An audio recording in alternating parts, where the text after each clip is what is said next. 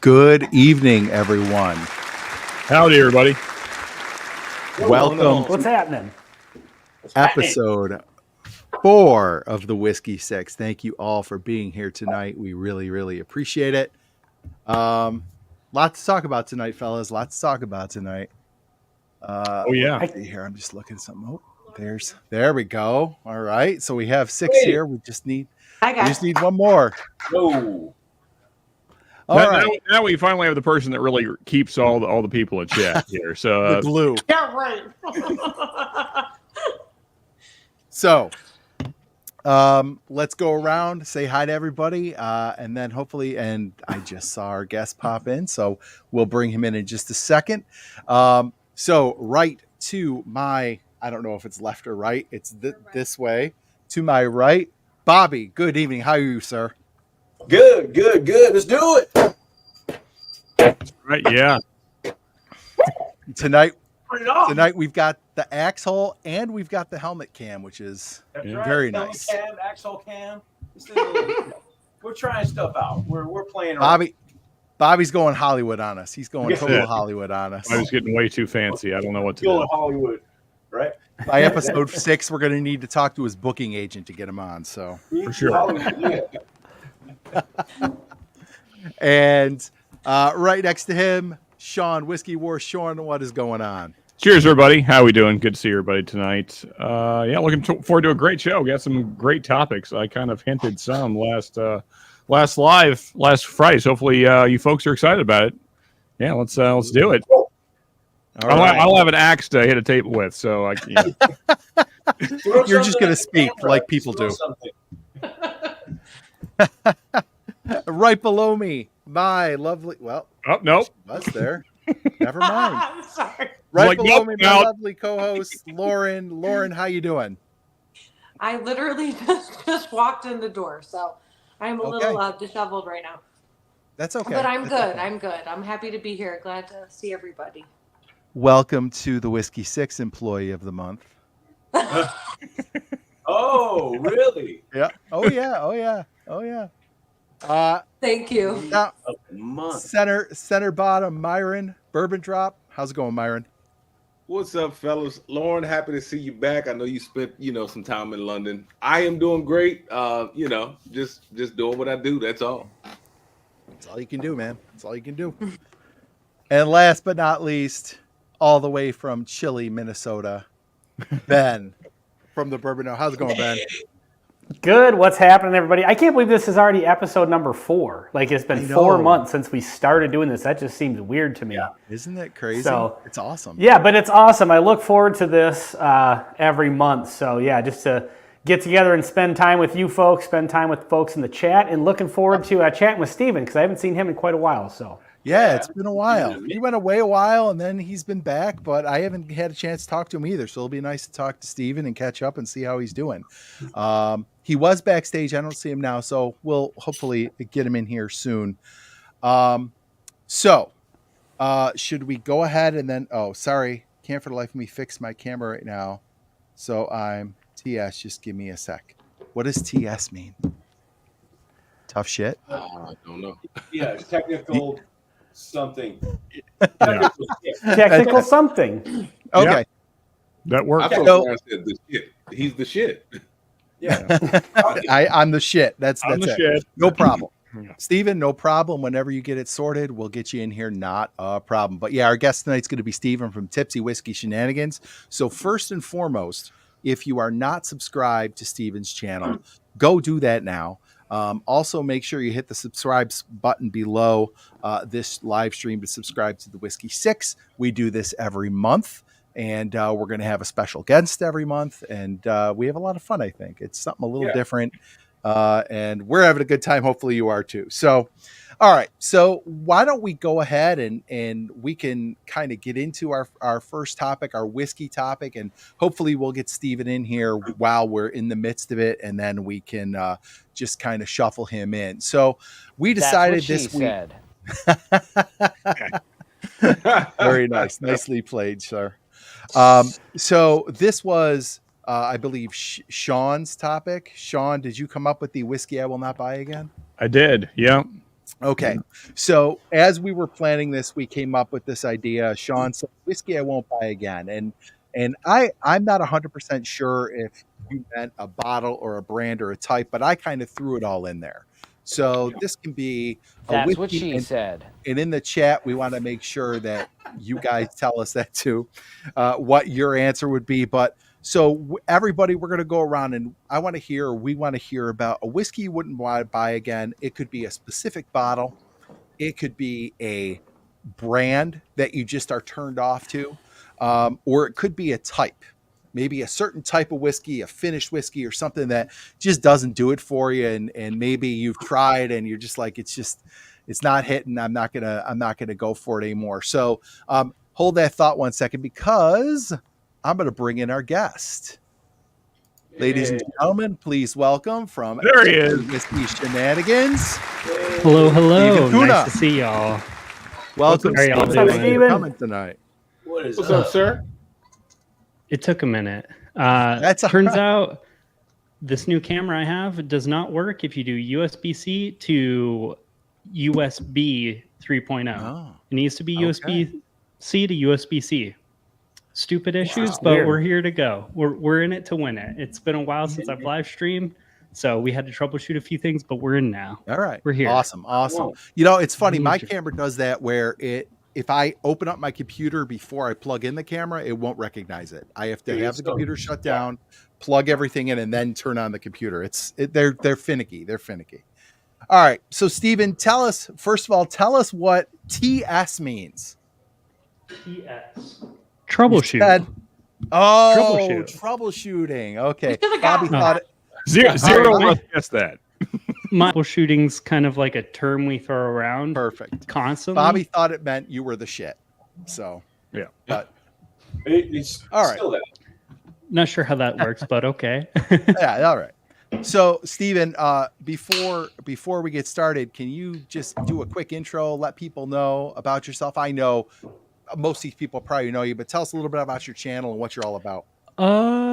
I'm Tipsy Whiskey Shenanigans. I review or do primarily, seemingly, I've done a lot of lists in the past, but I basically just create whiskey content for, I would say my channel is more on the average drinker or average consumer side, because I don't like to hunt or purchase any of the hard allocated to find bottles. But yeah, pretty much it. I just like everybody else here, I pretty much just make whiskey related content, and still trying to figure out what I'm gonna be doing, because I just started school, so I haven't been making content. Or well, I didn't just start school, but I just made the decision of, it's really hard to run a YouTube channel, have a full-time job, go to school full-time, and have a few side jobs too. So, we're figuring it out, but we're gonna start doing at least live streaming again here in a little bit. Awesome. Yeah. Awesome. That's me. I will tell you, Person. if Lauren or I added school into the equation, there would be no bourbon school. No way. I mean, It's a lot. I mean, everybody knows there's not enough time as it is. So yeah, I get it, man, but that's great. Good for you. School and all that. That's awesome. Hey, All right, so before we move on, Steven, Yeah. are you still working at the distillery? Not anymore. I do kind of like part-time on like tours and whatnot, but I had to move away from that just because it was too much of a time commitment and time demand for too little pay. It didn't wind up with my my goals for life, if you will. Yeah, I got you. All right. That was a cool thing that you were doing for a Yeah, while. it was a Yeah. lot of fun, and it was really great for content because it was something I was super passionate about. But you just sometimes you got to make decisions that sometimes don't necessarily go with what you love and you enjoy, but Yeah. it's for the best. It is good whiskey though. That Adventurous Stills is good stuff. Yes, I still love our stuff. Like I said, I still work there part time and all. It's just I can't do it full time anymore. Yeah. Yeah, it's tough. It's tough. You only got time is a absolute. So, all right. So, Steven, just to catch you up, I know I sent you the outline, but we are talking whiskey I will not buy again. So it's going to be, it could be a bottle specifically. It could be a brand of whiskey that maybe you're not feeling anymore, or a certain type of whiskey. If you have more than one, that's fine. But we want to just kind of like get everybody's kind of, I'm done with this, whatever it might be. So I'll start with Sean. We'll start with you. This was your topic, so we're going to start with you down there. All right, I'll start with least controversial, and we'll work our way up. Okay. I think my a brand just across the board, totally done with altogether. Nulu. It's got no use for them. I think they're overpriced for what they are. It's all source stuff. There's so much source stuff on the market right now, and they're at the high end of that for what you're getting, I think. Yep. And yeah, I don't think it's very good, honestly. I don't even think it's good source stuff. We all know where it's sourced from, the McGup. Right. But, yeah, I don't know. I don't find it to be that interesting, and they're high for what they are. And Starlight is I'm kind of on the fence about them because they're kind of on the same realm. And I don't know. Yeah, I'm kind of done with that. The kind of the sourced McGup stuff that's just kind of whatever. Yeah, I want some higher end, older age stuff, I guess, if you're, if that's what you're doing. Yeah. Yeah. Or, Sorry, or just, send it down to Texas and then it's awesome. But, yeah.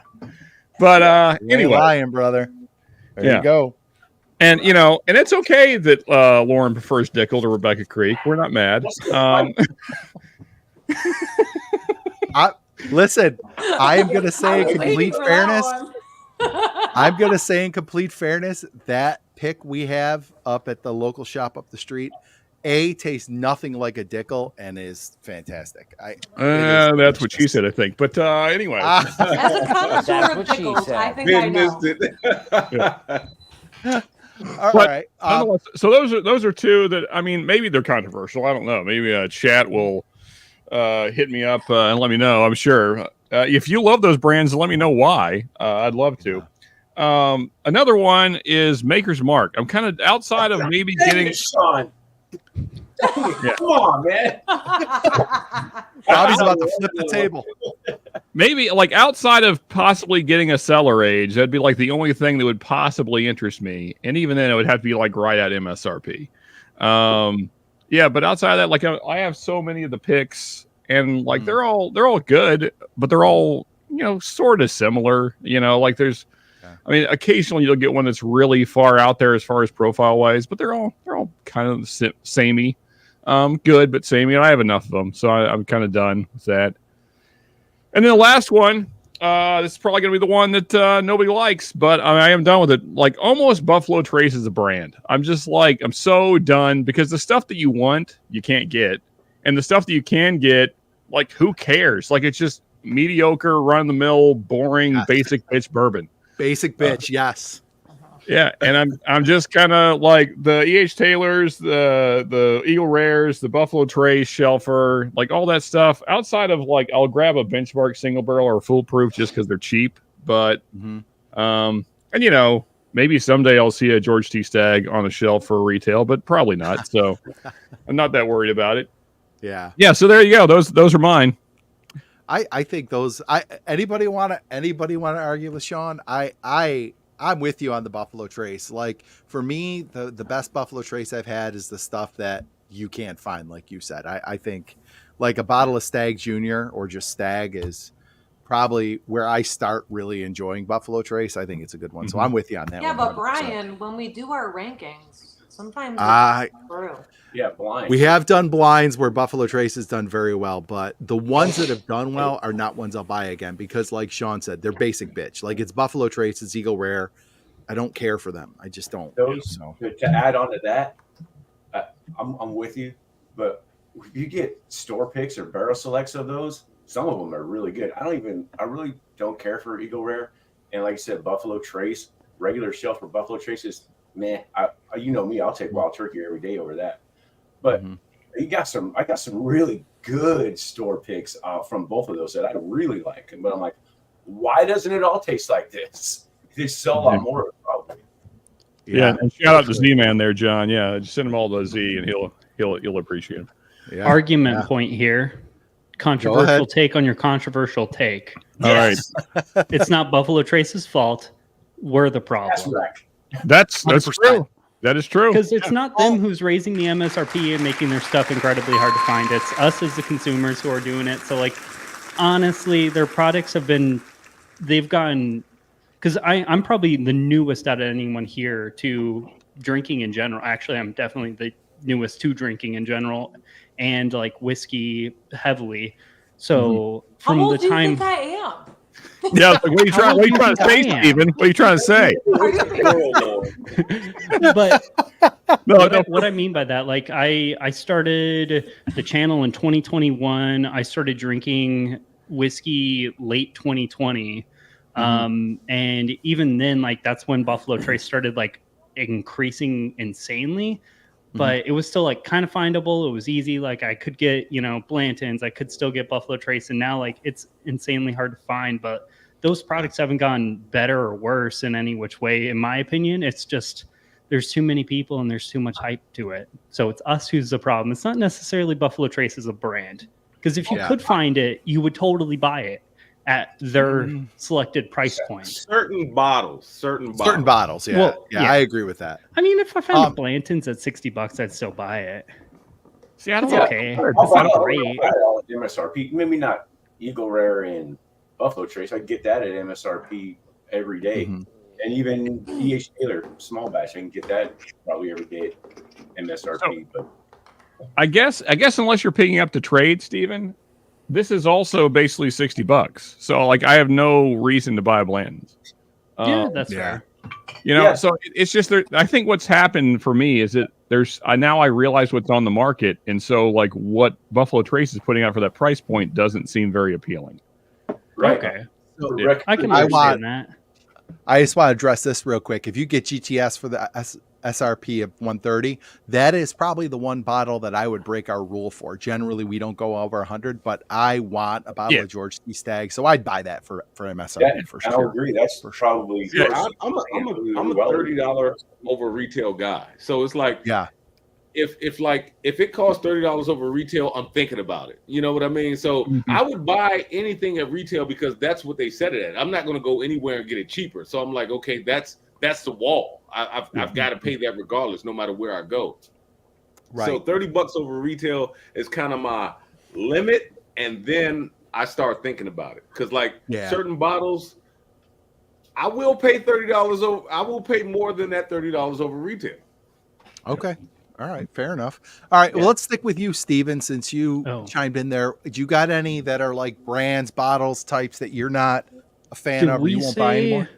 Bourbon, because I do have a controversial bourbon, but is it just bourbon in general or just whiskey? It could be any whiskey. Because the one specific whiskey brand that I will never, ever, ever, ever, ever, ever, ever, ever buy again, Lafroig. I don't care what it is. I used to really like it when I got into peat. I don't know what happened. I've just got since I haven't been doing the YouTube stuff lately, I reorganized the bar, obviously different back set than ever, and that's part of the reason why I had to troubleshoot so many things. But I reorganized things and I got rid of a lot of bottles that I was like, hey, I don't need. And Lafroig was one of those few bottles where it's like, man, this is not good. It is horrible. I won't even drink it. There's a lot of bottles I have where I'm like, I don't entirely enjoy that, but it's still drinkable. But that stuff to me is a drain pour. I haven't drain poured it yet because it still feels weird to drain pour whiskey, but oh man, that stuff is heinous. Like Yeah. you can't even make cocktails with that. Look, Major Zero told me that you gotta smoke a cigar and then sip it, and I did that one night, and it was actually pretty damn good. Like all of the fruit notes came. Ardbeg, Talisker. Like Never had it. there's plenty of peated scotches out there that are significantly better. Yeah. And see, I'm right with you, Steve. I'm a huge peated whiskey guy, but Lefroy, their peat note is just gross.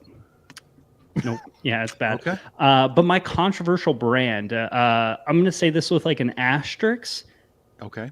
Anything Beam related except for Knob Creek. And I guess Maker's Mark is now like, or has been like a subsidiary of Beam because I do like Maker's, but like anything else from Beam, like I'm like outside of Maker's and Knob, I think is trash. Like Booker's, not very good. My friend just bought a whatever batch of Booker's, like one of the most recent ones, and I think he spent like $150 on it. And I was like, dude, I wouldn't even pay $60 for this. Like, it's nutty. Yeah. Everything from Beam has gone to the point where, and that could just be my flavor profile or flavor preferences nowadays. But man, anything outside of Knob from Beam, I'm out. It's just not very good anymore. It seems like the stuff like Booker's is just getting more and more expensive now. Like I got one last year for $90. Now you see it everywhere. It's 110, 100, sometimes 115. Like it's, and I think I don't think it justifies that price, but it maybe depends on the batch too. Well, so. even at 60, I was like, man, this just isn't good. And people are paying 130 for it. I don't get it. It's just not me anymore. I don't know what's going on with Beam. When I first got in the game, there was a guy in the liquor store. He took me through every shelf and was like, this is this, this is this, this is this. And he pointed me in the direction of Booker's. I liked it, but I didn't want to spend, because at the time it was like $60. So I didn't want to spend that every time. So I hopped on the Knob Creek train and I loved it. And then Knob Creek kind of got inconsistent. So I see what you're saying.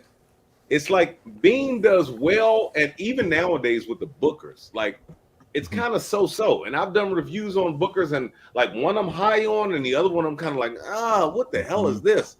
You know, so it's, and I'm the same way with Baker. So I totally get you. Yeah, I would say Knob Creek to me is like their cornerstone. Like that's the thing that holds everything together. I agree with that. Without Knob Creek, they're horrible. Yeah, agree. Ben, what about you? Where are you at? So bottles I won't buy again is one I'm actually gonna have a pour of right now. Bam, Elijah Craig 18 year. I heard very, very mixed stuff about this, and I actually didn't buy this. It was given to me as a gift from a guy who had 2 bottles of it, and he gave me this one specifically because he was like, it's completely meh. And we did a review of it, and for the 18 years, it's 90 proof, and for the 18-year age statement, it's just, and it's a single barrel too. It's just, they probably vary quite a bit at 18 years single barrel, but it's just very, very kind of basic. Yeah. And so at the price point that it is, I wouldn't buy it again. Another one, I'll probably sip on this later on, Chicken Cock. That one was just like, this usually used to run like $65 to $70 or something like that. I got this for $35, and I wouldn't even pay the $35 for it again. Yep. And then every product they have beyond their basic one gets up into like hundreds of dollars. And so just based on that, I wouldn't do it. As far as the Buffalo Trace thing goes, Sean, I'm kind of the opposite of you. Like, I would love to get a hold of all those allocated ones, but I'm to the point now where I'm just so, like, the idea of it ever even happening, it's just like, I don't even care anymore. I just wish that we could get regular Eagle Rare and E.H. Taylor, because I like those for just good kind of everyday, like an everyday sipper. I love Eagle Rare at 90 proof. It's a great one that has a bunch of flavor, but you can sip it and you don't, if you're not looking for quite so much alcohol that night. And I love E.H. Taylor small batch for a normal price, but we just can't find any of that stuff. Like, you can't even get regular Buffalo Trace in Minnesota anymore. And for the $22 I see it in other states, I think it's worth that all day. I mean, that's sure. Yeah, I guess. I mean, I just rarely drink anything under 100 proof these days, so I don't know, and that probably says bad things about me. But whatever. That's kind of the thing. I usually don't either, to be honest, but it's nice to have like a good 90 proofer that you can go to that's just a little bit less, Yeah, and So I I'm think with that's you, what those are Sean. for. I'm with you, Sean, on that. Like, I am gonna stop buying low proof stuff and have like 1 or 2 on the shelf just to offer to other people. Yeah. But like my standard one that's going to be on the shelf is probably just a basic Elijah Craig. If Buffalo Trace is available here, it probably would be the one I keep on the shelf, but it's not. And I think Elijah Craig is a really good basic bourbon. So that's what I keep on the shelf. So I'm with you on that as well. Okay. Thank you. All right, Bobby, where are you at with what you're not going to buy anymore? Well, you guys got to hit a bunch. Now I'm trying to think through this, this Rolodex for those young people in here who don't know what a Rolodex is.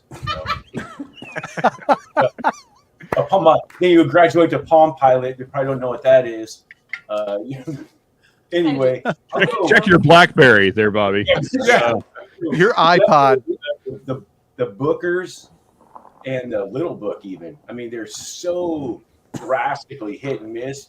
And there's most of them are way too nutty for me for the price that you get at Costco. I'm like, really? That's the Costco price? I'm like, no, I'm not. Yeah. I see them all the time at Costco, and I go right by them. I'm not doing that. But the regular, the kind of Maker's Mark is just kind of basic. I do like some of the wood finishing series. I did like some of those. I like the BEP a lot, but it is really just kind of all milk toast, kind of vanilla, all kind of generic. But the one that's different that I'm going to say Jefferson's Ocean or Jefferson's. Okay. I haven't had the tropics. I haven't had that. I will say that. But people ask me all the time, what do you think about Jefferson's? And my immediate answer, I've said this probably 1,000 times, is like, you know what? I don't think about Jefferson's Ocean. Yeah. I just don't think God damn. I don't think about it. Gimmicky. If I could just briefly add, I can't put it on my list because I can't buy it again because I've never bought it. That's how little I've ever thought about it. I've gotten it as gifts, and I'm like, and I've had pours of it. I'm like, I'll never buy that. I don't even know. I mean, other than the ocean gimmick, who even cares about it? And then you only care about it. Go, because you can talk about, they put this in ocean. I say, you know what? It's a gimmick out here. I mix it around with my axe. It's axe table pounding. That's what gets the sloshing in my infinity barrel. That's my gimmick, right? Anyway, that's it. That's a better gimmick, Bobby. Right. It is, right? You can see it happening. I will say I've had the Tropics a couple of times at a local place, and it's good. It's not something I'm going to go spend $90 on, though. No way. And I would Those never are pretty do that. cheap in our area. $90. I'm definitely for that. I'm definitely going to go, if I could get it, I would definitely go get a Rebecca Creek for $60 before I get that at $90. Hell yeah. Yep, absolutely. One of these guys, old faithful here, absolutely. All is that a barrel proof? Yep. The ECB I piece. believe that's what it is. Right behind Steven. Myron, Myron, where are you at? The absolute horrible. Sorry, hold on, Myron. Go ahead. Harbinger pick. I had what was that? Harbinger pick. Just ring. I picked up. Oh, you got that in Texas, right? Yeah, I've had media samples from there, and they were great. But that pick, it was a specs pick. I'm like, this is maybe some of the worst whiskey I've ever had, which was really disappointing because I know I like it before that. So that was okay, good. All right, what do you got, Myron? I've got two. I'll start off by saying this. I don't think that Knob Creek is the only thing that Beam has. I do like OGD 114, and I do like OGD Bonded. Now, you're talking to Lauren right now. Trash. Anything from Starlight, because there's a weird note in Starlight that no matter what it's in, I just do not like. Now, Matt from Whiskey Wisdom, he sent me a sample of the blueberry finish. That was good. That was palatable. And then also Baker's. Baker's is like hit or fucking miss, man. It's like I had two Bakers that were in the 7 years that were great, and I was like, I saw some in the 8 years, and I bought them, and I was like, these are going to be amazing. And then they were shitty. I was like, I am out on Bakers and Starlight. So those are my two. All right, I'm with you, Myra. I have a 3/4 full of Bakers. It's been 3/4 full for probably a year and a half. Baker's is one of those ones for me where we say this so much about bourbons, like it's fine, like it's all right, but it's not. There's perfectly okay. Right, but there's no justified hype behind it. Like it's just like it's fine. I'd rather have a Knob Creek, but it's fine, you know. But in all fact, right, Lauren, if we hadn't had this conversation, I would have forgot that I owned it. Lauren, what do you got? What is something you're not buying anymore? So I had a few. I had Weller to go with the theme here, and then I also put Smoke Wagon on my list. Interesting. I won't buy those. Weller's too hard to find. It's too expensive. I don't mind it if somebody has it. You know, I'll drink it, but at this point, it's pretty expensive. But yeah, and Smoke Wagon, man. I also actually had Starlight on my list too. Yeah, we already talked about it. Did Starlight shit the bed or something in the last few years or something? Because I had a few from last year, given they're all finished picks from Seelbach and the Storytime pick, that port one. Yeah. So that one was like a really good one. And those three are my entire Starlight repertoire. That being said, like I thought Starlight was pretty good. And all I've heard is shit talking about it. So I feel like I need to look into Starlight a little bit more. I mean, I think Starlight is solidly unexceptional. Like, I don't think there's anything that's like, whoa, you got to try this. Like, their double oaked is fine. Their regular Kentucky straight bourbon whiskey or Indiana straight bourbon, it's fine. Like, but none of it's like, there's nothing in it that makes me want to grab it beside something else on the shelf. Like, it's just, you know, their picks keep going up, like Nulu. They just keep getting higher. Yeah. And so, like, I mean, like a finished pick now is usually like $90 at Total Wine or Liquor Barn. Yeah. So which is nuts. Yeah. Also, like with Smoke Wagon, it's like shittier Doc Swinson's for more money. Exactly. And that's the thing. All these MGPs like Nulu and Smoke Wagon that are up $70, $80, $90, it's like Doc Swinson's is doing it so much better, and it's $50 for a blender's cut. Go get it, you know? William Hall Traveler. That's not even whiskey, okay? William, I never even bothered to buy it after all the reviews. That was actually in our video. That was the Chris Stapleton one, right? Yeah, that was not very good. I mean, it's not even bourbon, it's whiskey. I reviewed it. There is something hilarious about an alcoholic picking out a bourbon. He doesn't drink. Like, he doesn't even know what it tastes like. Like, just his company just picked out that. They're like, yeah, this is fine. Let's just put your name on it. Like, it's he actually drinks occasionally, I read. He's not fully sober. I mean, he has to say that because he put out a whiskey, so. Yeah. So, Sugar Kitty, the Port Night Jepson's, I don't know if that was MGP. Jepson's is not MGP, is it? No, the Port Night is Starlight. The Port Night is Starlight. The Port Night Rises was the Jepson's. Yeah, there we go. That was it. And yes. But I don't know if Jepson's is sourced or not. But they make their own stuff. I thought. I think so. I thought so too. The Port Night Rises was definitely MGP. Yeah. Okay. Okay. Unpopular opinion. I like the Port Night better than the Port Night Rises. That is unpopular. I really did like the Port Night. I agree. Everybody knows. Unpopular opinion. I agree. Please don't, Brian. I'm going to. It's coming at you. There it is. Never, ever again. Listen, I give you 2 chances. I've heard snickerdoodles, butterscotch, all this great stuff. I got a tasting note for you. Gasoline, dog shit, and gasoline. It is terrible. Damn. I have had 2 of them. I want to ask you questions about the dog shit note, but I almost went Green River in general because this is sourced from Green River. However, the actual Green River stuff, Green River bourbon and the single barrels are excellent. But I've had so much other stuff, Wheel Horse and the Blue Note and this. Oh my God, my buddy gave me this one. And it tastes like cat piss, and I'm pretty sure because it's from Owensboro, Kentucky. Did you look at the bottle? I want to know why you're eating so much animal waste. That's a lot of cat piss. That looks like a cat piss. Yeah. So it looks like the poop emoji.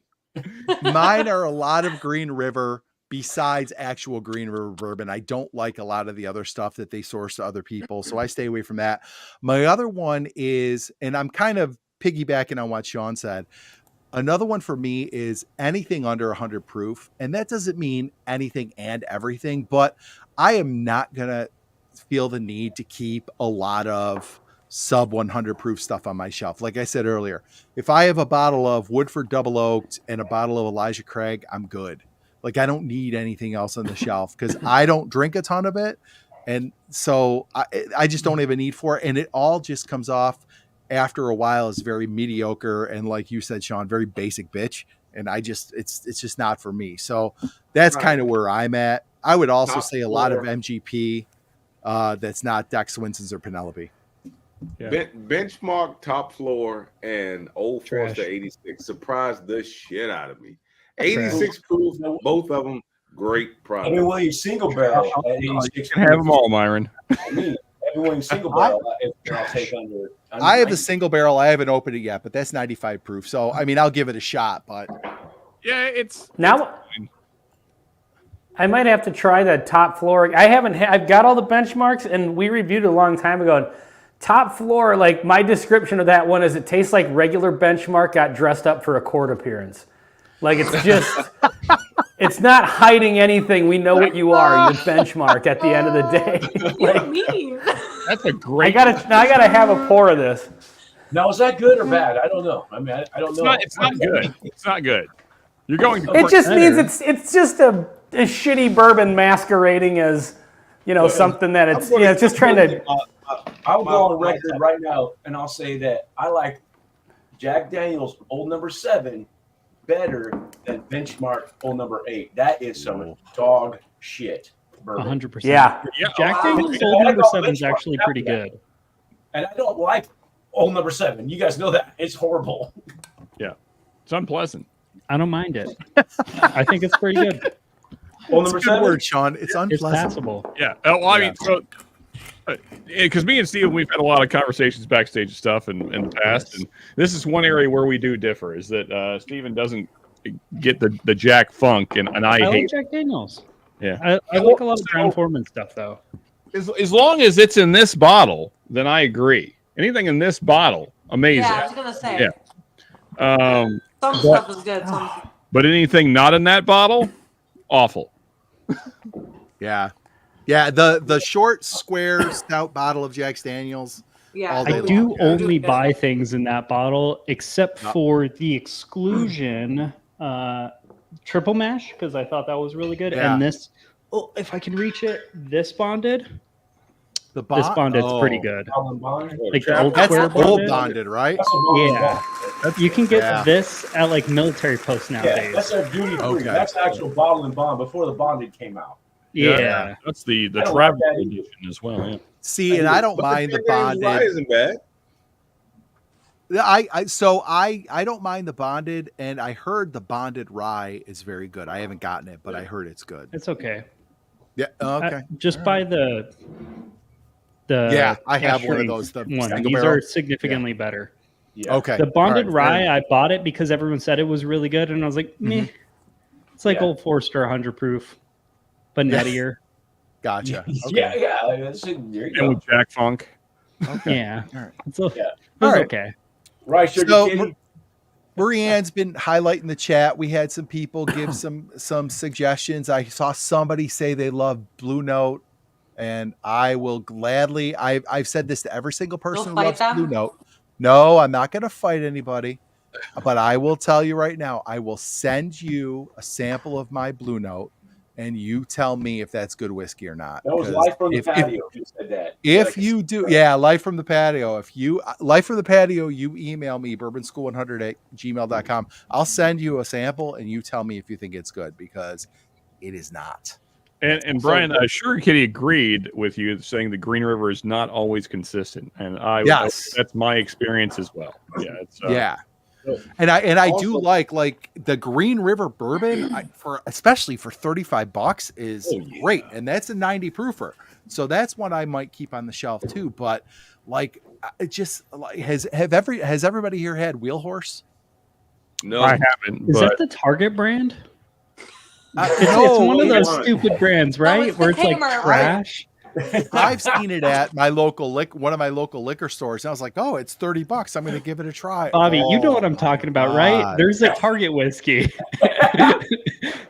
But Brian, I was at a brother meet up Saturday, and a girl had she had the J.W. Kelly. Actually, I've got a video coming out, but she had a J.W. Kelly that was J.W. Kelly releases single barrels, and they release them all at 109 proof. Don't ask me why. Okay. Hers tasted like stale barbecue potato chips.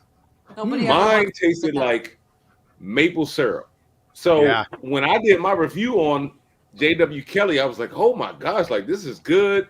And I believe they get it from MGP. It's like maple syrup. It's like maple syrup in a glass. When I tasted that one, I was like, this is horrible. I said, she has a bad bottle. And she asked me to send her a bottle. I told her, look, I don't know if I have any left, which I did have an empty bottle. But I know where they have them at in that store. So I can go back and probably get the same bottle or barrel. Mm-hmm. Yeah, so like my Blue Notes, like my first one was undrinkable. The second one, the one I still have left, is just, I don't know. It's just, it's bad. It's just bad. That's all I can say. It's bad. I've had them all, and he's right. I'll send you one too, Myron. I'll send you a sample. I'm going to have to get a sample in. Yep. Absolutely. You tell me if I'm wrong. If everybody else thinks it's great, fine, I'll own it. But I don't think I'm wrong. I'd be quick question slash. Oh, sorry. Carry on. Sorry. Oh, I was just going to ask Steve. Okay, Steven, go ahead. Talking, or do you want to talk? Steven, go. All right. I was going to say I would be curious to see like how many bottles of whiskey are tainted though, because there's certain things where it's like. Some brands, like my first bottle of Buffalo Trace was total trash because it was tainted as hell. Since then, I've had plenty of those that are really good. So I'd be curious to see if, like, maybe you just are unlucky. It's possible. Or ben, maybe your taste buds suck. That little slight delay makes it so difficult to try to, like, okay, no, you go. Okay, no, you go. Okay. It's very difficult. Okay, so what? Because I know we're going to get off the whiskey content here pretty quick. So do you think, Myron, I am on your side with the Blue Note uncut, unfiltered. I like it. I'm not digging this top floor, man. It's just I don't know. It's you know benchmark what for sure. Does for me when I drink it, I'm just sad because I was like, I could have had whiskey and I'm drinking this instead. Right, 86 benchmark. It's not great. I actually had a question for Steven real quick. So you mentioned on the military bases, you're military, right? Yes. Okay, thank you for your service. Did you so do that when just you so you could play that?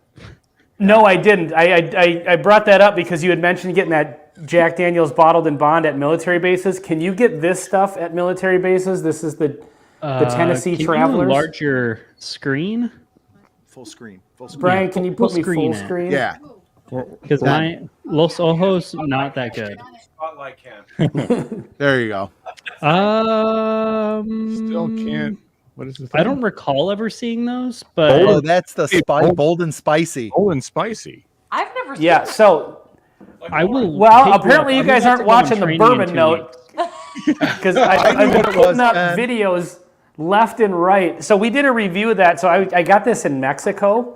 They're 500 ml bottles. They have a rye one, and then they have a regular like bourbon mash bill one that's called Sweet and Oaky. I wasn't able to get one of those, but I picked up 2 of these. This stuff is freaking fantastic. 107 proof rye from Jack Daniel's, and it's amazing.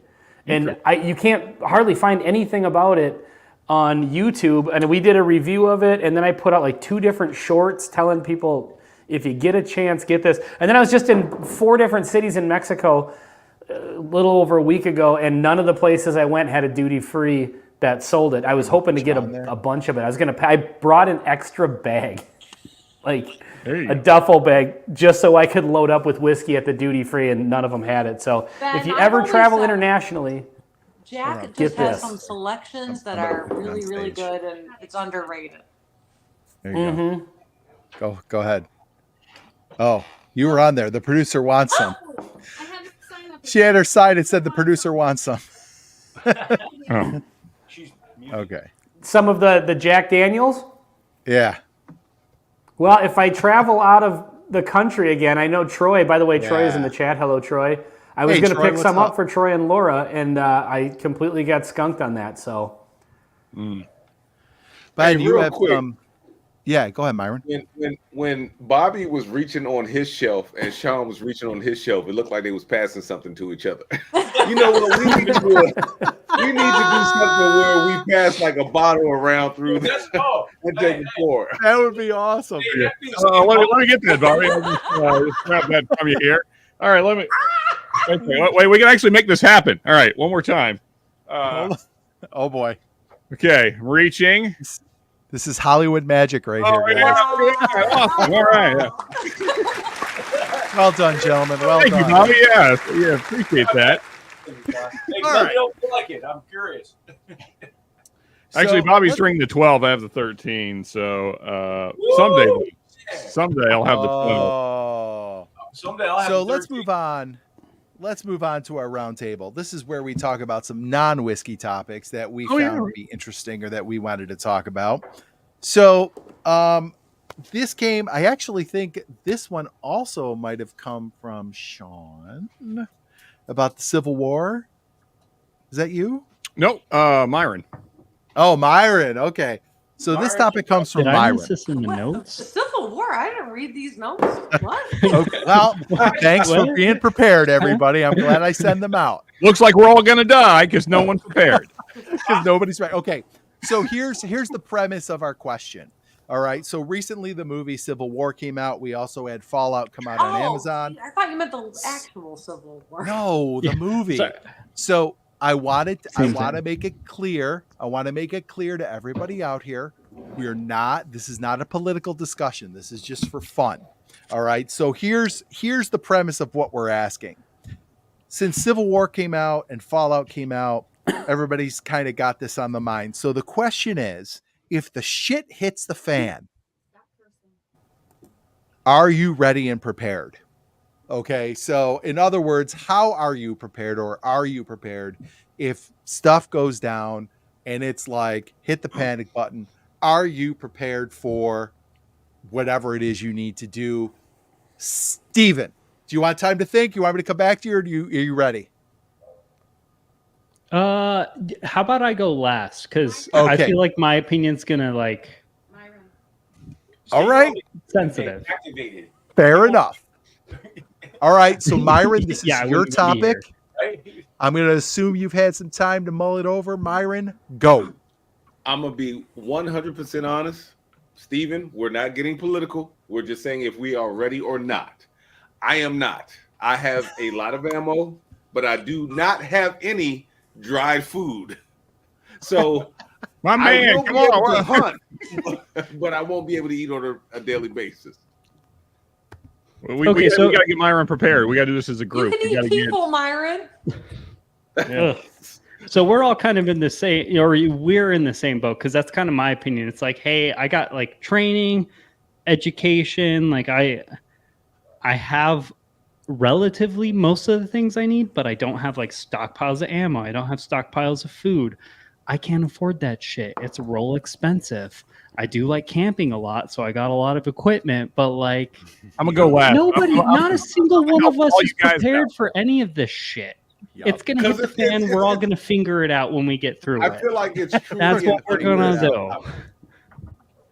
All right. All right. Okay, Brian.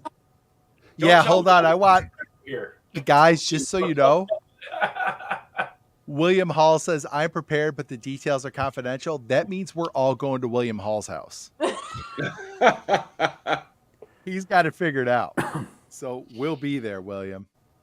Okay. Lauren, you wanted to go. What do you got? I have so many thoughts about this. So Okay. Let's hear it. I'm a Walking Dead fan, although I've not watched the new spinoff. So I've thought about this a lot because we live on the Great Lakes. We have a clean, at least fresh water source nearby. Now, what I need to work on is stockpiling food. I've been going to Sam's Club, which is like a Costco in New York and like on the East Coast. So I have. They have it everywhere. I've got the. It's like Walmart's version of Costco. Yeah, it's Okay. Walmart. It's fantastic. I It's love like Sam's Costco, Club. but on a budget. I could Yeah, spend right. like years in there. So I've got we've got water, we've got like just canned goods down there, and then I don't know about the guns. My husband's got that stuff. There's the locker down there. I don't know what's in there, but I'm just gonna rely on him to do it. There's a crossbow. Probably figure that out. I should figure it out, but there's some equipment down there. I'll learn how to use it. It's not rocket science, right? Point Okay. and shoot, baby. Yeah. Point and Most shoot. importantly, These things I you wanna need say. to have whiskey down there. Because if you're gonna die, you need to die having a good time. That's- Cheers, guys. But we're trying to live, though. We are trying to live. We are all Yeah. very prepped in that last statement. So Yeah, we're good. Not me. But I thought about it a lot, and I think as long as you have good defenses, that's my strategy. And if it all goes to shit, my children, I'm just gonna push them right outside, and they can go take. They could be. I'll run. Okay. I was All wondering right. I was like, human shields? Where are we going with this? That's all I have to say about All right. Okay. Sounds good. Bobby, what about you? I'm gonna sound like a prepper now. Oh boy. I got all kinds of dry goods, non-perishable stuff, but I do have some stuff that has a long shelf life that I cycle through probably little more than a quarter, probably every 6 months. I cycle it through. I'm talking like ramen and canned goods and Sure. water. We have a certain supply of water that we kind of cycle it through, right? Because water has an expiration date, I guess. Yeah, you can't keep Yeah, it forever. I have a 10,000 watt generator that I have plugged into my circuit breaker panel. So if the shit hits the fan, we got no electricity. The grid goes down. I can flip that sucker on. It's bi-fuel. I got weapons, ammo, knife collecting. allegedly. Allegedly. Right. We're not gonna They've say all that. been lost in a boating accident. Oh, Yeah, you're in California. Don't say too much, Bobby. I'm saying that'd probably be a good idea if something was going to happen. I have a lot of friends that That's do like that. saying hand delivered. Come on. That's right. I have a lot of tools. I grew up on a dairy. I know how to work on stuff. All right. I like doing good with my hands. So Yeah. we'll just kind of leave it at that. I'll be All right. I would say Paramedic training. no one's going to be able to prepared. I'll probably be the most prepared person on my block. There you go. All right. We'll all be And that's all you have to be. Bobby. Yeah. All right. you have to be is the Hey, most prepared hey, person on your block. All right. Ben, are you ready? As you can see on the shelves behind me, I am fully prepared. Yes. Stockpiles of whiskey. I'm not going to go on the internet and say I'm not prepared. So for everyone who may see this, I have stockpiles of weapons and ammunition. I have guard dogs. I have surface-to-air missiles on my roof. I have army tanks. I have landmines and booby traps all around my house and in my yard. Go around and find out. So the answer is no. Here. Do you want to know my honest opinion on this? I have, if there's like a true to the game like apocalypse breakdown of like zombie apocalypse or some shit like that, I have no desire to survive it. I will just Really? throw myself off a you building kidding day me? That one. would be I don't so believe much you. I fun. think everyone has. Yeah, an see, instinct. I'm with Steven. Like that's where I get to shine, man. It's like finally I get to be me again. It's go time. So- level Sounds of like it's go concern. time. I've been preparing for this all my life. Yeah. Like To what? put We're it bringing into back murder? perspective. All right, let's do it. My wife and I went on a 2-week vacation a couple weeks ago, and being 2 weeks away from my adjustable bed, where the headboard moves up and down and the feet come up, it was damn near enough to push me over the edge. I mean, by the time We've had a Christmas break ever since. What do we do? I'm sorry that happened to you, Ben. I'm sorry that happened to It you. sounds rough. It sounds pretty rough. I could use some thoughts and prayers. You'll be in mind for sure. Yeah. Hashtag Benny Walker strong. Yeah. Yeah, exactly. But yeah, no, I have no desire to survive a zombie apocalypse. That's the thing. Like, I watched The Walking Dead. I'm like, what the hell are these people fighting for? Like, I would just wander off into the woods with whatever I have, and I'd sit there and chill for a while, and then I'd just die. And, I'd be fine with that. Man, it's so much more painful. Anyway. Sean, you're up. What do you got? Oh, is it me? Okay. So, like, as other people have mentioned, I probably shouldn't go into all the things. I will say one thing. Don't put so much emphasis on guns and ammunition. Like, you only need enough for each person in your family to have one in their hand and enough ammo to keep that one thing going. Like, having 1,000 guns for 2 people is stupid. I'm just going to throw that out there. That said, I'm so pro 2A, it's people ridiculous. are going first. Yeah, but then you can't be like Chow Yun Fat and the Killer, where you're like. I mean, also like, have a variety of things, so you need a long range thing, a medium range thing, a close range thing, Yeah. But I'm just saying, like, some people, they put all their money into that and then don't think about all the other stuff that actually keeps you alive. I can use my kitchen knives, for example. Yeah. There you go. Those are, Yeah, you should. Yeah, let us know how that works out, Lauren. some folks have mentioned that it's hard or it's expensive to prep. That's food. what she said. I would say this is my method, and I've been doing it for years. Just buy a few extra cans of canned goods that you eat every time you go to the store. Do it every single time you do it, and then you don't even notice it. And then eventually you have a huge stockpile, and then you just cycle out the oldest stuff. Like that, yeah, right. And so, like White Shrewd on The Office. Yeah. Yep. Sure. Yeah. I'll be living on SpaghettiOs for eternity. Well, I mean, it may not be, it's not going to be steak and, broccoli and a baked potato, but it'll get you through. Right. And then Ho. You got steak, broccoli, and a baked potato and didn't eat more, okay? Point. Speaking of, Denny Moore is not what it used to be. That used to be a pretty solid beef stew. But anyway, and then same thing with your water. Just buy an extra gallon of water every time you go to the store, cycle it out. And eventually you have a huge stockpile. And also, depending on the area you live in, collect your rainwater. It's a valuable resource you can collect for free if your state allows it. And if they don't allow it, say screw them. No one usually even bothers you anyway. Oh, yeah. Collect your rainwater. It's our water. Yeah. Roy, there you go. 50 pounds of rice, 50 pounds of beans. Very cheap, lasts for decades. Yeah. And if you go that route with the dry goods like that, just make sure you're sealing them up airtight because bugs can get them. Like, don't leave it in the bags that they come in. Keep them up on a shelf, not on the floor. Yeah. But I mean, there's a lot of things you can do that are really cheap that can help you prepare. That said, someone had mentioned that you hope that your defenses are good. Realistically, your defenses will never be good enough. There will be a point where you'll have to leave your home if we get to that point. Because, I mean, Molotov cocktails will burn your house down just as good as anybody else's house. And so, like, if things really get out of control, then you got to go away from people. That's the only way you get to live. So, yeah. William Hall said bugs are just extra protein. Yeah. That's absolutely correct. But so yeah, I think about this probably too much. You don't say. You don't say. Brian, you teach the Donner Party every year, I'm assuming, in seventh grade, and so we talk about it every year. I always ask the kids, I'm like, so who's eating somebody?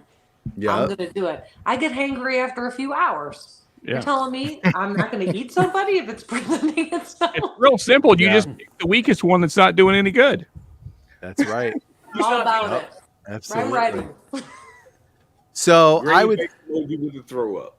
Here we are probably not as prepared as we should be. I will tell you, we have a ton of toilet paper left from COVID. But that's about all we have. Isn't a prerequisite for surviving. Okay. Yeah, well, but like we don't. They were one of the toilet paper for.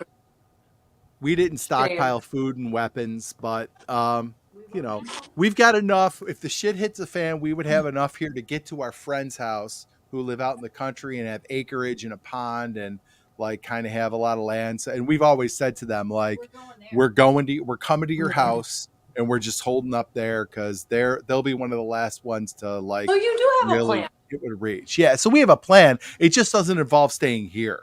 It involves going to somebody else's house who chose their property much more wisely than us. One last thing. And a long gun because people are coming. Yeah. One last thing on this topic: stockpile salt, sugar. We have the whiskey covered, which is a great bartering tool. Yes. And then also antibiotics and antiseptics. Those things have long shelf lives typically. If only I could get my doctor to prescribe me one of those. We have antiseptic. Yeah, well, I mean, but you hate to waste whiskey. I mean, like, rubbing alcohol and peroxide, they're cheap. My basal hate, and that's rubbing alcohol. Yeah, there you go. There you go. So can I make a whiskey statement real quick? I know we're talking about Civil War. I have had the chance to get 3 of these Four Roses single barrels. I've had 2 OESOs, which were very, very good. Yesterday, I got an OBSK. Oh my God. OE or OB? OBSK. Holy smokes. It is the best bottle of Four Roses I've ever had. It's fantastic. I have the OESK, which is just the low rye for basically. Yeah. So mine, this now is the 35% rye. Too. Yours is the 20% rye, right, Sean? Yeah, which I prefer because the B All right, is everybody, a whip little them out. for me. Come on. But nonetheless, shall we have a little? Yeah. Let's go. Yeah. The producer wants them. I do need something to cleanse the palate after that benchmark top floor. Myra, okay, so I got to ask.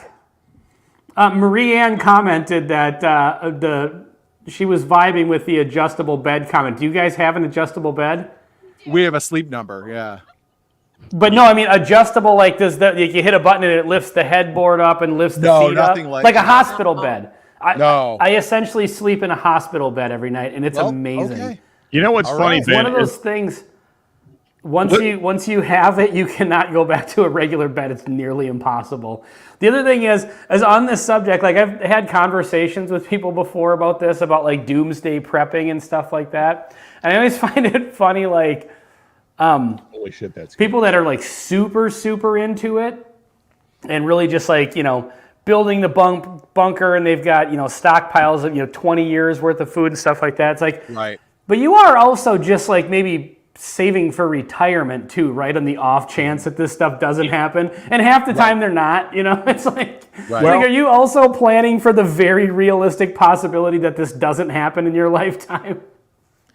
Like, who needs a 401k? Like, well, I guess I would retort, Ben, that who does need a 401k if the whole thing collapses? Yeah, right. Which I mean, honestly, like we're kind of already seeing signs. There's like kind of already cracks in the foundation.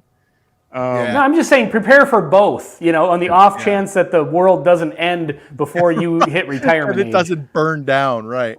So, Steven, you said you wanted to go last. I know you chimed in earlier. Do you want to add anything? Or sorry. We approached this whole thing wrong, by the way. As a collective, everyone was thinking apocalypse, Civil War apocalypse, 2 very different things. Correct. Very completely different things. So, because one involves like zombies and like people kind of, letting their morals fly a little loosely, while other things are a little bit more controlled. Civil wars involve 2 parties or multiple parties feuding against each other. So things are still a little bit more controlled, if you will. So certain things like that, like if you're in a controlled environment, protecting your house against everyone around you is not necessarily as large of a concern, because in theory, everyone in your block is on the same page, and it's like, hey, we're going to have to go fight over not here. In Pennsylvania.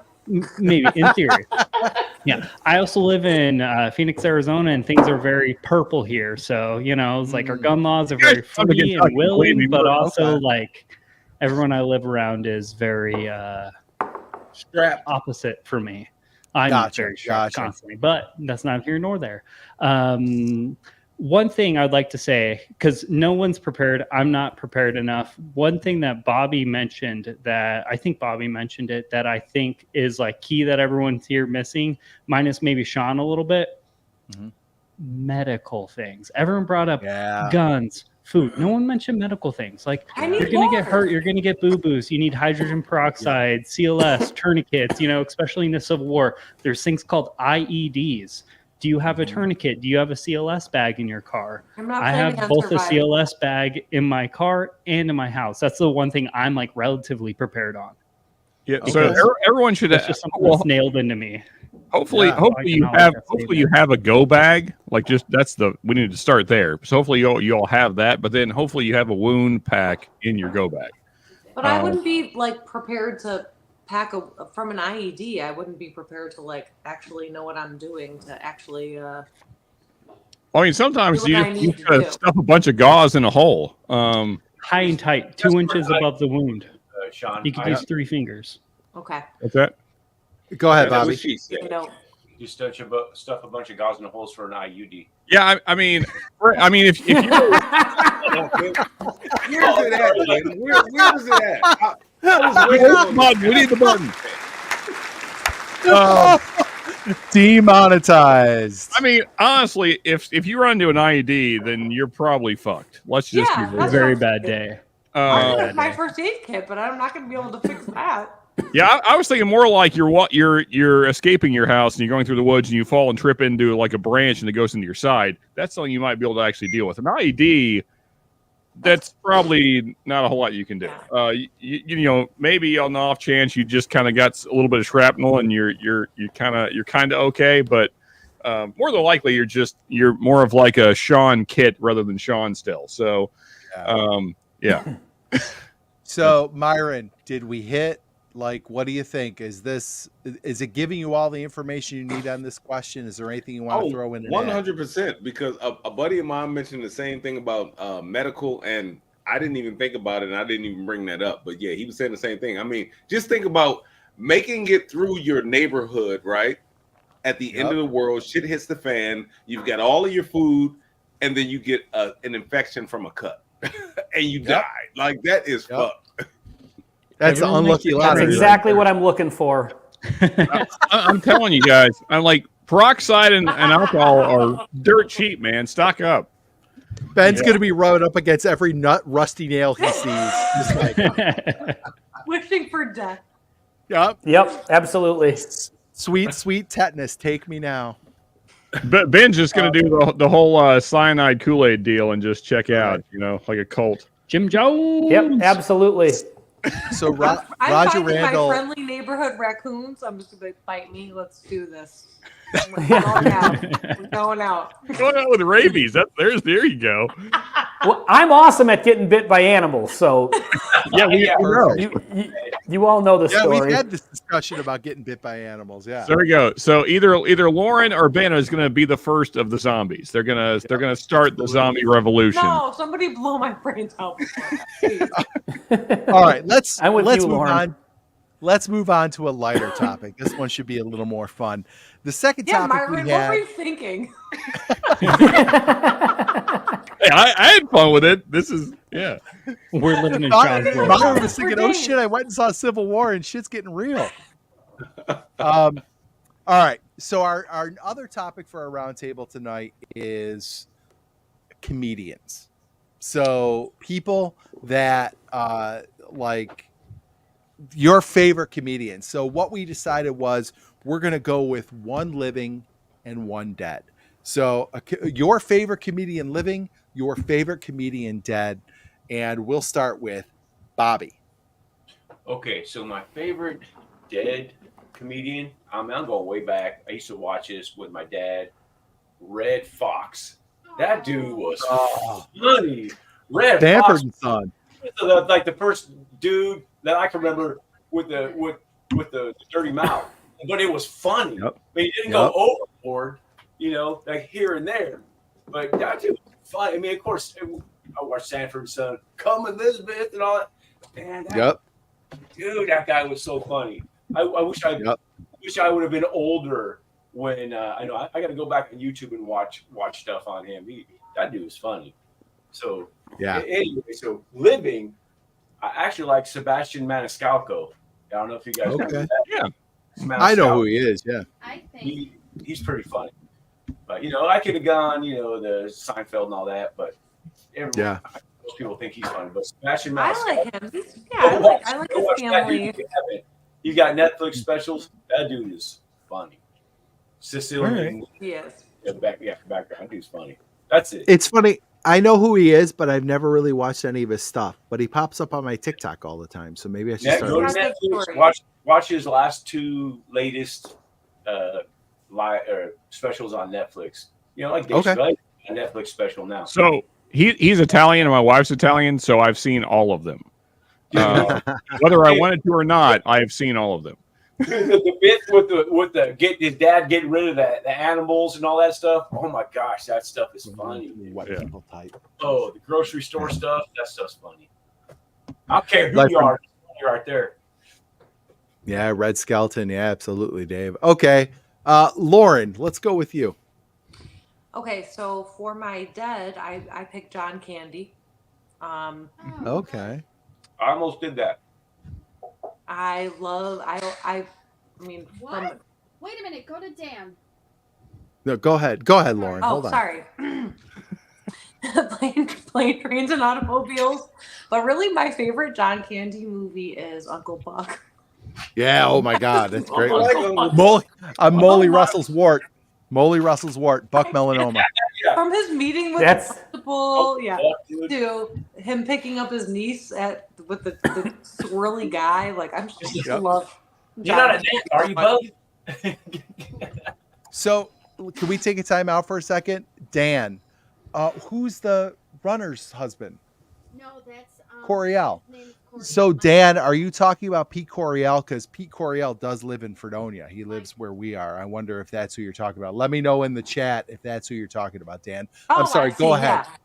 Yeah. Oh no. Okay. So for my living, I picked Dave Chappelle, but I figured more than one person was going to pick Dave Chappelle, so I have a backup, and that's John Mulaney. Okay. All right. So I'll let. like him, but I'm okay. sure people will say more about Dave Chappelle because, I watching his new stand up wasn't to me as good. Like when OJ died, all of the stuff that came, like all of the reruns The of meetings of Dave OJ. Chappelle's, like his 4 times he met OJ, I was like, this is pure fucking gold. Like, Yeah, the it's Chappelle perfect. was There's cheap. nobody better at telling a story than Dave Chappelle. So Agreed. I'm going with Dave Chappelle. Okay. So Dan just commented, yeah, Pete Coriel. So he lives like a mile away from us. My wife's friends with his wife because they're both runners. So yeah, Pete Coriel, if you know him, he's a comedian. He lives here in Fredonia. So yeah, I see him around once in a while. Yeah, that's cool. Right on, Dan. All right. Okay, let's go, Ben. Oh boy. This is kind of a broad topic for me because I'm a massive, massive stand-up comedy fan. So I got to go dead George Carlin, just like Lauren said with Chappelle. I'm sure I'm not going to be the only one who says that. Carlin is just one of those. I actually got to see him live once. That's like one of my early bucket list things that I checked off the list. But like, kind of like Bobby was saying, when I was younger, just growing up listening to him, he has a special called Jammin' in New York that if you watch that today, it still is relevant to everything going on in the world. He does a whole thing about the original Gulf War because it came out in 1991, but it really, everything he's saying, maybe not today so much for the Iraq War, but very recent history, it still applies to that. Everything he talks about with the environment and Earth Day and stuff like that, war on homelessness. It's a fantastic special, so go check that out. It's called Jammin' in New York. And then for the living one was really, really difficult, but I kind of because I went back and forth on a few, but Doug Stanhope is one of my absolute favorites. And Sean, if you don't know, you have to know Stanhope, right? Mm-hmm. Okay. Because I think of Stanhope and the libertarian vibe and just the takes he has on stuff, and that just kind of rang a bell as someone that you'd be super into. And he's kind of he's kind of runs in that political commentary sort of, but counterculture stuff that Carlin did, societal commentary and stuff like that. So he's got some great stuff. Lauren, you said John Mulaney. Have you watched Baby J on Netflix? That's his most recent one where he talks about rehab. It's so freaking funny. And he it's did so it live. good. We saw it live, and it was so good. I mean, the way that he tells the story of his intervention is hilarious. It's so good. And then just a couple. We saw the same. Like he does whatever he put on Netflix is what he did in live stadium. So we had a lot. Yeah, that one was amazing. Yeah, he was really good. But I love. Hold on a second. I love just all comedy in general, but a couple of just really good albums from great comics, but just specific albums or specials that I would recommend is Norm Macdonald, Me Doing Stand-Up. Hell yes. One of the best comedy albums I've ever heard in my life. Guys, and then wait, Ari hold on, Shaffir. pause. I saw Norm Macdonald one time. He was wasted. You got a bad show? So this was before he was really gone. And that's always like kind of shaded my opinion of Norm Macdonald because when I saw him, that's a bummer. So that must have been years ago because Norm stopped drinking like 2-3 decades ago. Because he was an alcoholic. He like very openly admitted he was an alcoholic. So. Oh God, this was probably like 2004. Yeah. Okay. Yeah. Okay. But yeah, no, he seemed to be of the influence. I don't know if he was. I mean, I'm sorry. Go ahead. Oh, the other album or special that I would recommend is Ari Shaffir released a special last year called Jew, and it's on not Netflix. It's on YouTube exclusively. So just search Ari Shaffir Jew. It is absolutely outstanding. Again, one of the better specials I've maybe ever seen. Cheech and Chong. Oh my goodness, right? So let's go, Byron. What do you got? Oh, I've actually got a few. So okay, living is going to be Dave Chappelle all day. Just the way Dave Chappelle tells a story. And no matter what his content is mixed with, whether it's political, modern day, social, whatever, he tends to make it funny and makes you understand. Yeah. Byron, don't you love when he takes the mic and he's like, he taps it on his leg? Yeah, he taps it on his leg. Well, I don't pay that much attention to him. Oh, I totally noticed that. Maybe because I tap it on my leg before I take the toilet paper and wipe it. So we're not talking about the mic anymore. We are not talking about the mic. Wow. So welcome to the Whiskey 6 After Dark. We're talking about Red Fox, Richard Pryor, and George Carlin. 3 of the all-time greats. Yeah. Now, I wasn't alive when Red Fox was putting his stuff on vinyl. That was way. I mean, I was born in 1980. I think he was doing it 60s, 70s, whatever. Yeah. But genius. Richard Pryor. If you ever watched JoJo Dancer, genius. George Carlin, genius. The way they just could make things, they can make them funny and make you understand them at the same time. Just to me, genius. And I think Dave Chappelle is following in those same footsteps. Absolutely. Yeah. I agree. Chappelle might be the GOAT. He might be the greatest of all time. That's like a Rushmore of like dead comedians right there. Those 3 you name. Like those are Ron discussion we're gonna have now. Debate. Come on, you just can't do it. I mean, everyone knows Michael's the GOAT. I mean, actually, I'm a Larry Bird fan, but you know. I don't know if that Darwinism is William Hall, but anyway. Steven, weigh in. Favorite comedians, living and dead. All right, so I'm gonna have to tangent for 1 second because I did read up until this point in the show notes before we got into this. Fallout. I thought we were going to talk about the Fallout TV show, and I just have to say one point. One, you need to go watch, or I guess 2 points. It's pretty good. One, you need to go watch it. 2, David Goggins Walton Goggins. Yeah, the Goggins. Oh, he's good. He's such an amazing actor. I freaking love his act in that. Like, he makes the show fantastic. So honestly, go watch the show. Moving on to the comedians. I am too young for any of the comedians I watched growing up to no longer be living. So I don't have any dead comedians. That being said, for sure, brag about Chappelle. Chappelle's fan freaking tastic. I absolutely love him. I used to love John Mulaney until his most recent special, which is going to go against the grain. I thought his Baby J special was lackluster. I thought it sucked.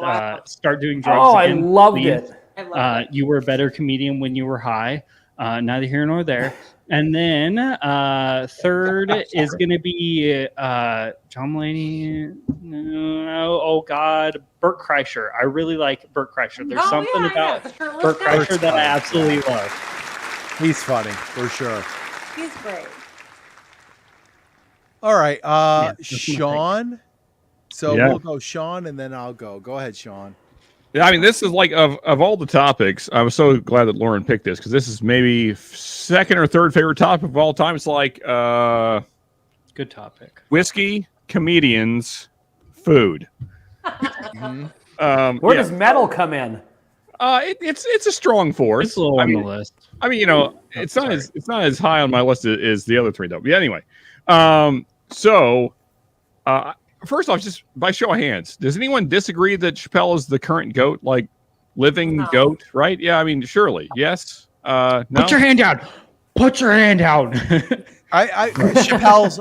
I have a 1A and 1B. Chappelle is one of them.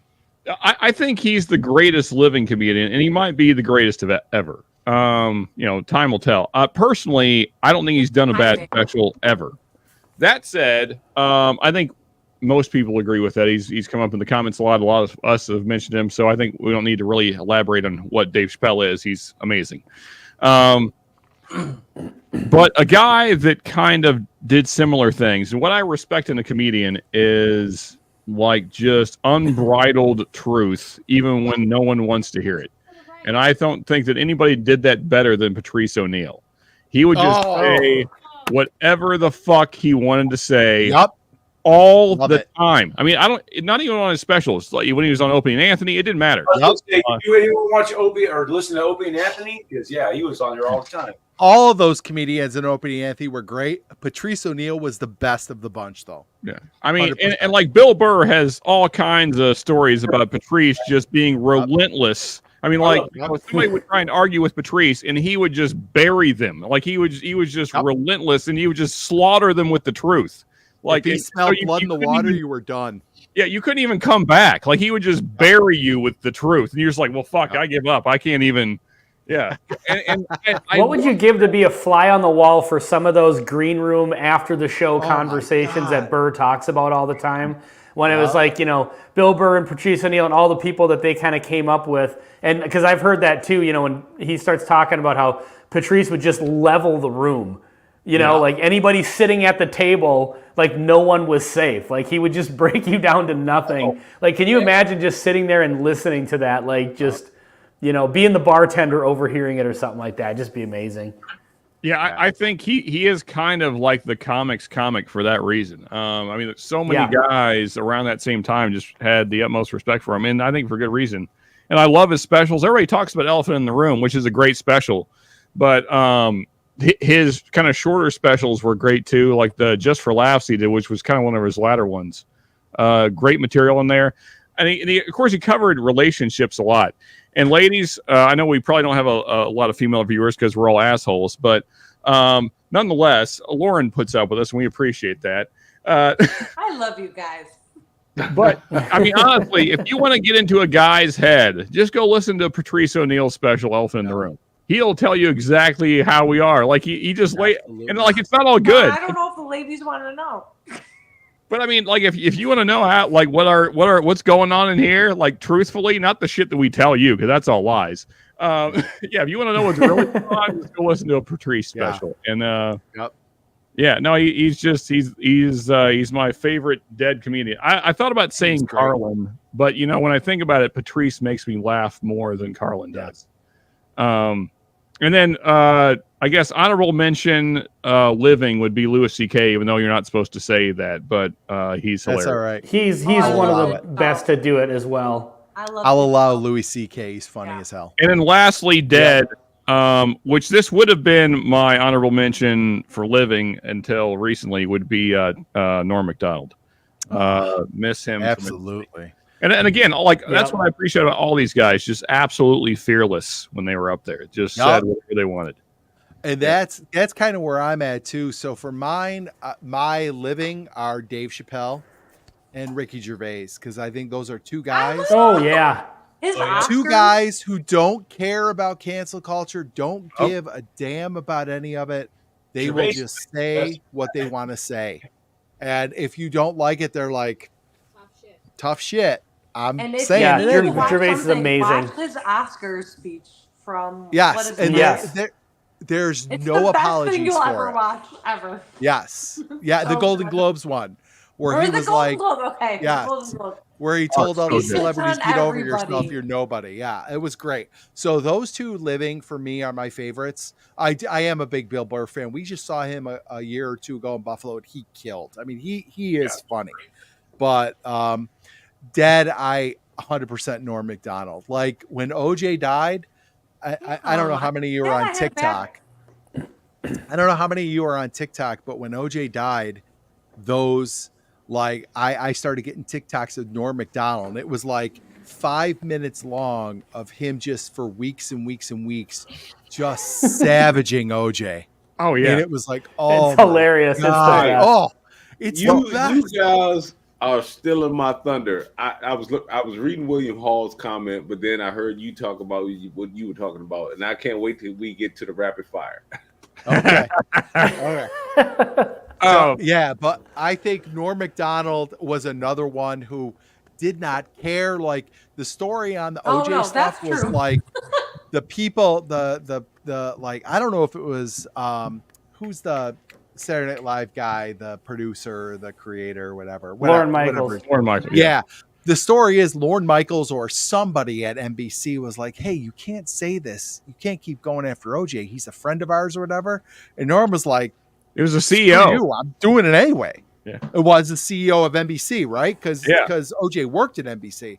And Norm was like, screw you. I'm going after him. And he like went harder at him. So I totally respect that. He didn't give a damn. I loved Norm Macdonald. And see, just to add, we could talk way too long about this, but Patrice was the same way. Patrice lost so many gigs because he just would not stop. You know, he would just shit on people. Like, if you were being an asshole, he's gonna like call you out on it and be like, "Yeah, you're retarded." So I'm just gonna call you out. Right, right. And those guys. That's what comedians are here to do. Like, call people out on their bullshit. The comedians who go out and tell the truth and don't give a damn are the ones I respect, I think. The best. Yeah. Well, they're the most important ones too. Right. That's the one thing I will say about people like Dave Chappelle. You know, you said Ricky Gervais, George Carlin. They're hilarious and they're funny, but in my opinion, they're monumentally important voices because they're the ones that, you know, will go against the grain and say the unpopular thing. And I think eventually history always falls on the side of guys that do that. Yep. You know, 100%. 100%. It's always the people that they're trying to silence. It's always the 2 Live crews. It's always the people that they're always trying to silence for whatever reason that end up, 10 years later, 20 years later, whatever, that you look back and you're like, yeah, it's those guys are right. If for some reason you haven't seen it, it was 2 specials ago. Dave does a bit on abortion, and there's a lot in that conversation. I mean, that is a loaded bit, and Dave kills it. I mean, you don't come away. I don't care which side of the spectrum you fall on, but if you don't come away thinking about that topic after that, because Dave he's phenomenal. Well, that's where comedians. Louis C.K. did a great one too. Yeah. Exactly. Yeah. Go ahead, Lauren. Well, no, I'm just thinking on social issues, they can sway people's thoughts and make you think in a different way, or you're stuck in a certain perspective. Absolutely. They can make you think in a way you wouldn't have thought. That's why I love comedy. Absolutely. Yep. And absolutely. I think making you And laugh at something, they make you laugh. then starts making you think about it too. I think you start to mull it over a little bit because it's presented to you in a fun way. So I think it's important for sure. All right, anybody else on comedians before we move on? That was awesome. No one said Dane Cook. What? You did a very good serious face there, Lauren. I was like, I was like, this might be Lauren's last night. You were seriously concerned that nobody said Dane Cook. I appreciate it. I'm joking. Come on. The worst. Okay.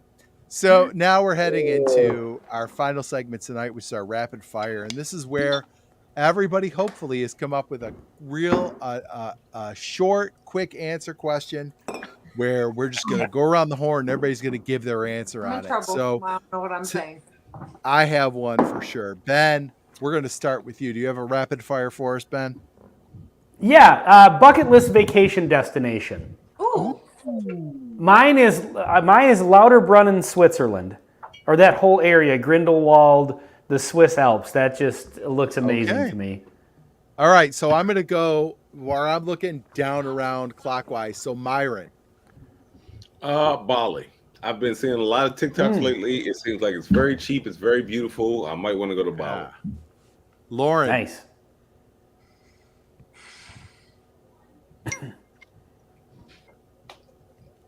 I had to think for 1 second. Rapid fire, Steven. We'll go to you and come back to Lauren. Okay. The Kremlin, Russia. No, I'm just kidding. Always a great time. All right, I'm going to Marjorie. go with Amsterdam. Okay, nice. Ooh, Maldives, nice. Steven, what about you? Bucket list vacation destination. Some sort of national park, kind of like Yosemite or something. Pine trees, things of that nature. I'm like an hour away from there. Oh, it's beautiful Yosemite. though. It's absolutely beautiful. We went out and stayed at Rush Creek Lodge and loved it. Bobby, go. Yeah, I think I'm going to do like a Croatia, something like that. I like that. Plitvice Lakes National Park in Croatia looks amazing. That's another one for me. Okay. All right, Sean. Viking tours looks kind of cool too. Iceland type of stuff. Okay. Mm-hmm. Sean, what do you think? I'm torn between two, either New Zealand or Kodiak Island, Alaska. Either way, I'm shooting giant members of the deer family and seeing 0 people, which is my favorite two things to do. Sean, do you want to go to New Zealand so you can walk the Lord of the Rings trail? Yes. I mean, that wouldn't be bad either. That'd be cool. What a perk. I take that. Laura, I like that one. Germany for Oktoberfest is a great one. Yeah, my bucket list is Ireland, and I am going this summer for my 50th That's not birthday. a bucket list. You're going. Yeah. Nice. Yes, it Very is. nice. Right. And what are we supposed to never go on our bucket list trip? Because my wife arranged Feels it, like so we are cheating. going on my 50th. Okay.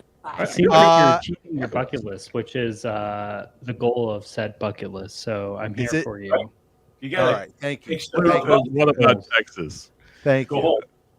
Okay, Myron, you gave us a little, you tantalized us a little bit with your rapid fire question. We were talking about comedians. Go. Well, I kind of switched it a little bit because he was in a couple of movies. He was kind of funny, but he died a little while ago. It might be too soon. He was in a white Bronco. So did he do it or did he not? He totally did it, right? I mean, like unequivocally.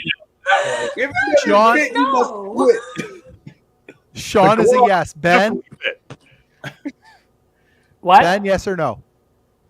If by did it you mean spent his life looking for the killer, yes, he did it.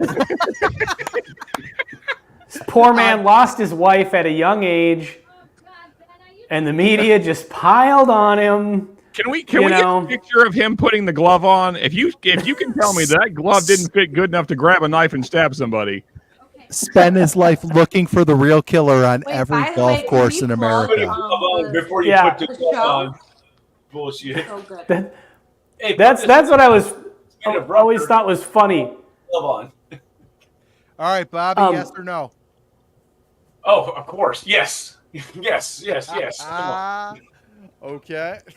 Yeah. Here we go. Gloves fit just fine. You're telling me he can't grab a knife with that hand? Come on now. Sean, if it doesn't fit, you must have quit. Oh, it fit And good enough.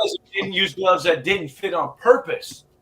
Okay, so here's the thing. Here's the thing that no one ever considers. If you wash off rubber gloves because, say, there was blood on them, and then they dry out after they're wet, they shrink. Mm-hmm. Fun fact. All right, Steven, Mark yes or Clark no? over here. Look, the juice would never do anything wrong.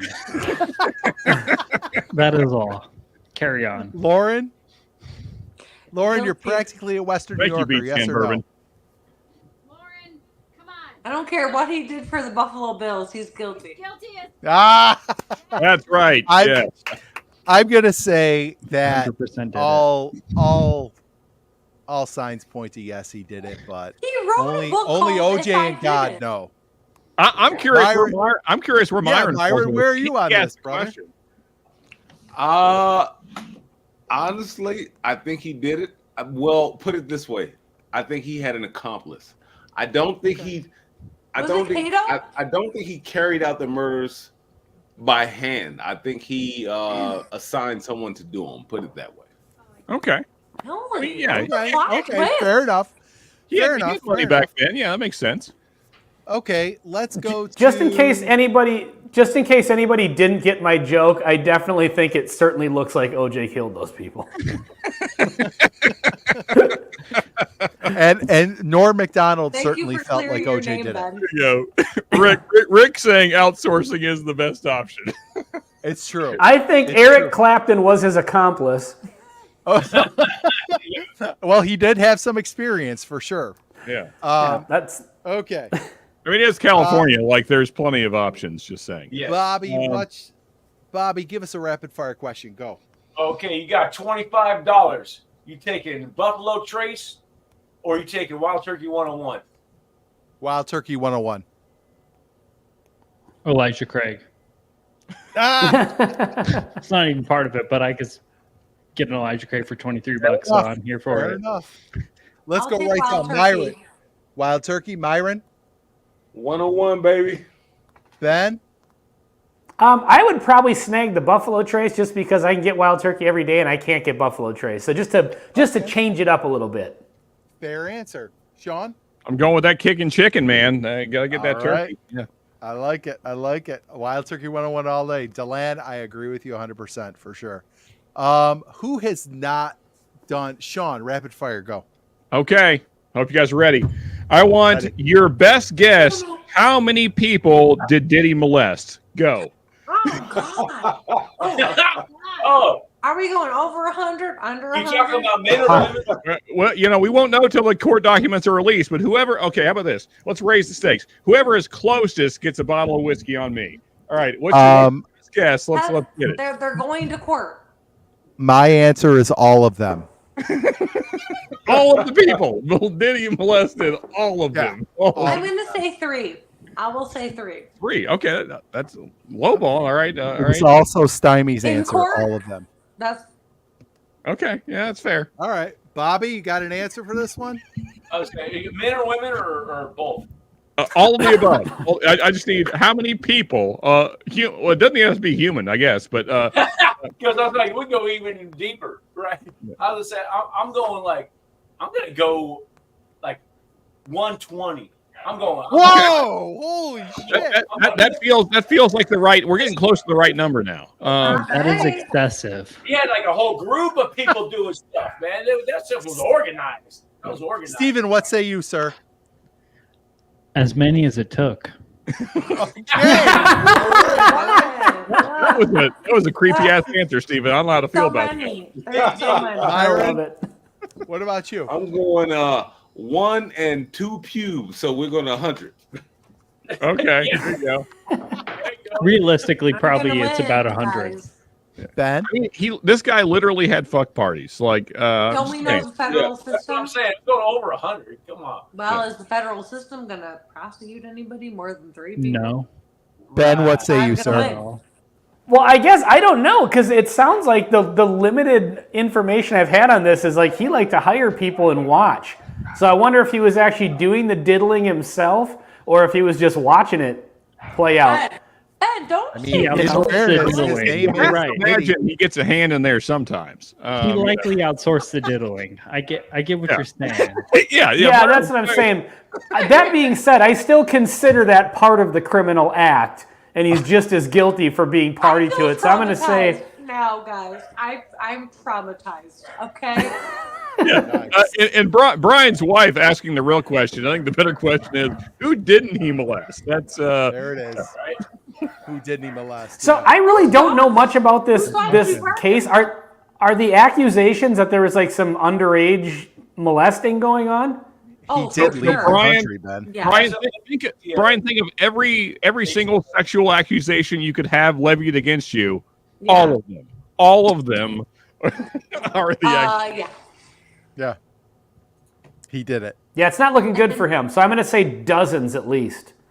And Yeah, here's okay. what I'll say is, what's the difference between a woman who is underage and of age? Okay, When- Lauren, we covered this in the backstage. We can't comment on this topic, but go ahead. We will not get into that topic tonight.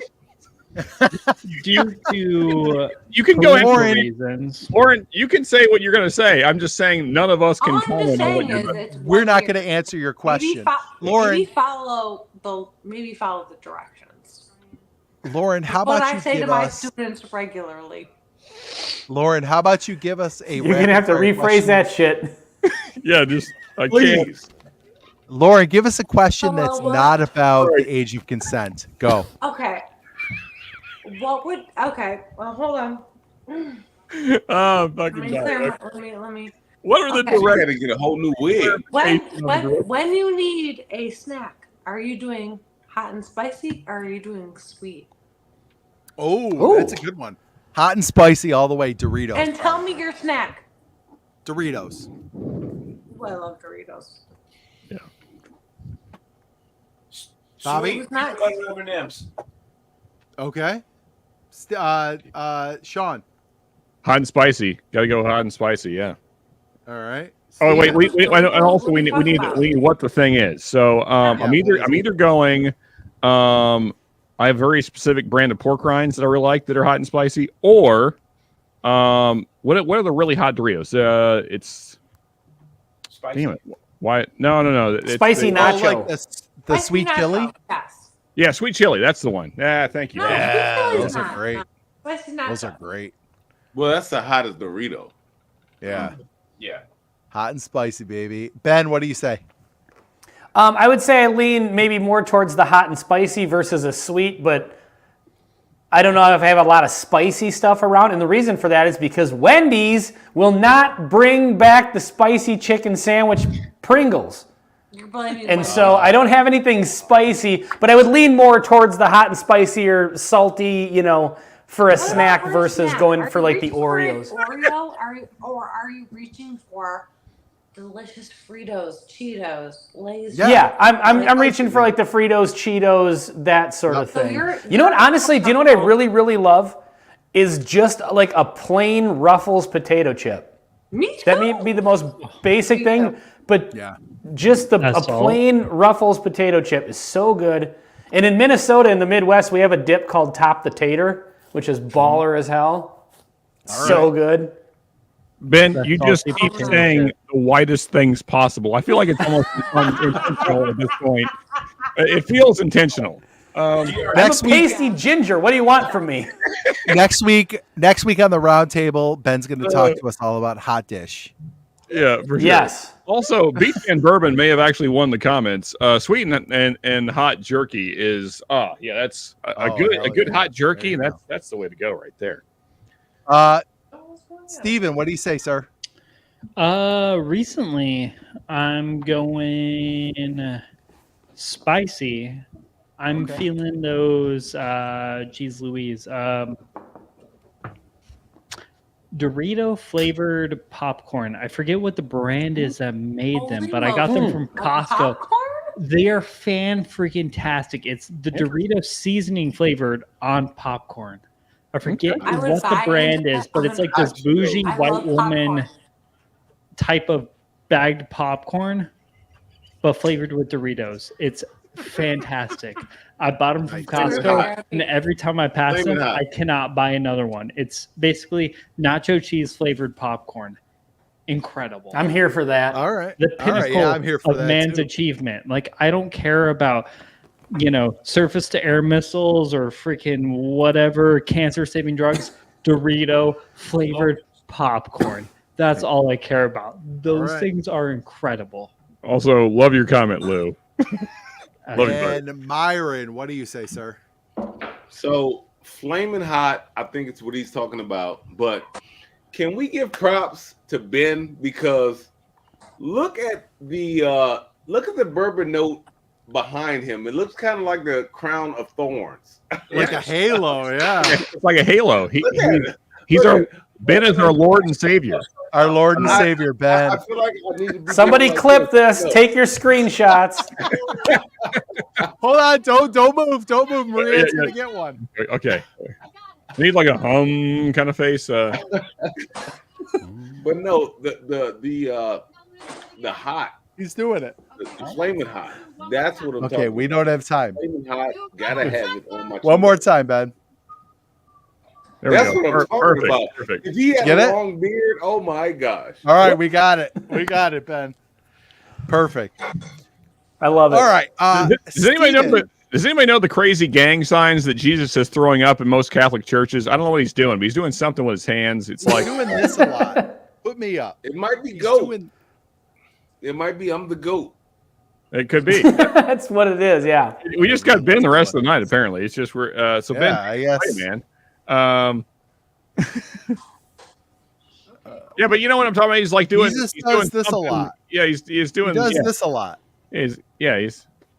I don't want gang. He does a little bit of this too. Yeah, I don't want. Well, that's not the shocker, because the shocker's like this. True. Yeah. Well, no, this is the shocker. Two in the pink, yeah. Two in the pink, one in the One in stink. the stink. Come on, Jesus, get on it right there. Get on. And then, of course, you have the Spocker as well if you're a Star Trek fan. The spot. Oh, that's something different. Okay, Yeah, but it is- before we get Yeah. shut down, Steven, do you have a rapid fire question for us? Oh, geez. So I wanted to pivot off of the OJ question because Okay. when in Rome, due to laws that, enable double jeopardy to not be a thing, would you write a book about it? Well, Yes or no? Like OJ, if I did it, is that? Yeah. Yes, that's what I mean. If we all agree. Would I do that? Yes, If you he got killed her. away with it, would you? I'd totally do If you that. got away with it, No. double jeopardy, would you do it? Yes or no? Live and let life. Yeah. Well, Okay. Fair enough. I'm So gonna say Lauren's this. a no. I'm a no for sure. I'm not letting anybody because all that's gonna do is fuel people to come after me for like vigilante justice, and I'm not about that. So no. Yeah. Bobby, go. You're wrong. How bad? I mean, are you on the streets? Do you need money? I mean, because the answer is no, unless you just got no other means of income. I mean, Okay, fair enough. Sean, what do you say? I don't know, man. I kind of like to roll the dice in life. I'm going all the way in. Yeah, it's gonna be the biggest. Book, it's gonna be the biggest book ever written. Like it's gonna be so detailed. I'm So gonna give you every controversial. detail about how I would potentially do it. All right, Yeah. Ben. Oh, I think I'm going to keep quiet about that one. I'm just going to. Okay. I'm just going to fade away. Go find an island Myron? somewhere and shut the fuck up. Look, Myron, what do you say, I sir? am with Ben. Shut the fuck up. Stay quiet for the rest of your life. So I will say one thing though. I would move to Switzerland or somewhere like that first, where no one could get to me, and then write just the most gigantic book ever. Move somewhere where they have really loose extradition laws, and then write your book For sure, yeah. So Double Steven, jeopardy you're doesn't writing that book. matter. Double jeopardy does writing that not book. matter. You can legally speaking, you cannot be held. That's true. It's fact. In like you have already been found not guilty, which, albeit, is very different from guilty. Amendment. You know, it's like that doesn't mean you did or did not do it. It's a group of your peers found you as not guilty of doing it. Very different things, albeit, but and not guilty are different. yes, very different. We all know our Bill of Rights. I would not do it personally. That being said, I love the fact that he did it because it's kind of it's spicy. It's fun. It's exciting. You know, Let's be real. Regardless of what you feel about OJ, it's a baller move. Yeah, OJ had style. OJ had style. Lauren, He's does the that shit. He did miss a golden opportunity, though. Like, Piece of shit. if I was in that position and I were to do that and then write a book about it after the double jeopardy, I would just mess with people and be like, listen, folks, you got to hear my side of the story. She left her freaking dishes in the dishwasher or in the sink soaking for days and just never put them away. And I just rattle off like a million little things. It's like, come on, laundry on the floor? Seriously? How many times do I have, and just rattle off a bunch of stuff that's just like mundane little, couples fights and be like, I just want people to know how I felt. How many times do I have to complain about me taking the trash out? Sometimes I very much wanted to murder my husband multiple times. He's right here cleaning the kitchen. Hey, Elliot. Chapter 4. She had an entire wall of shoes. How many throw pillows do we need? Yeah. I only sleep on the one. Why do we have 24? It doesn't make any fucking sense. No. Yeah. You guys gotta stop empathizing with OJ.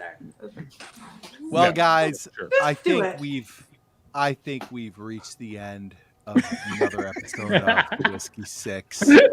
Yeah, Tom, is that what did it? I don't know. This stream got demonetized a while ago. For sure. Yeah. Hey, on the plus side, this channel isn't monetized yet, so we can say whatever we want. Go wild. In that case, everyone do me the favor, like, comment, subscribe, do those YouTube-y things. Let's get these beeps to 1,000. And speaking of, what are you doing wrong? Give our guest, well, if I can point there, which is He's there, right there. Yes, you got it. Yeah, this guy. Give this guy subs and this stuff. idiot. Go sub to Tipsy Whiskey Shenanigans. Steven's I'll be awesome. making content eventually. I'll be live streaming tomorrow. That I can promise you that. I'll be online tomorrow. In theory. And Steven is one of the first people who came out and streamed with us. It was awesome. So we appreciate you so much, Steven. And thank you so much for being on. Yeah, awesome. And Bobby, what you got coming up, brother? Hey, so actually, Steven, what time do you go on? Is it 6?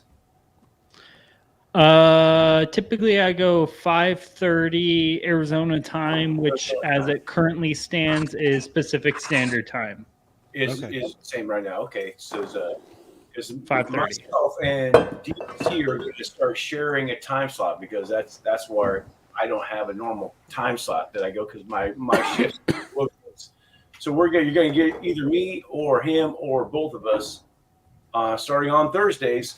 So that's why I want to know when you're going. So we don't want to overlap you. Right on. We can overlap, brother. It don't matter none. It's all sharing the love. It doesn't matter. You know what though? It works nice when one can send the other to the next one.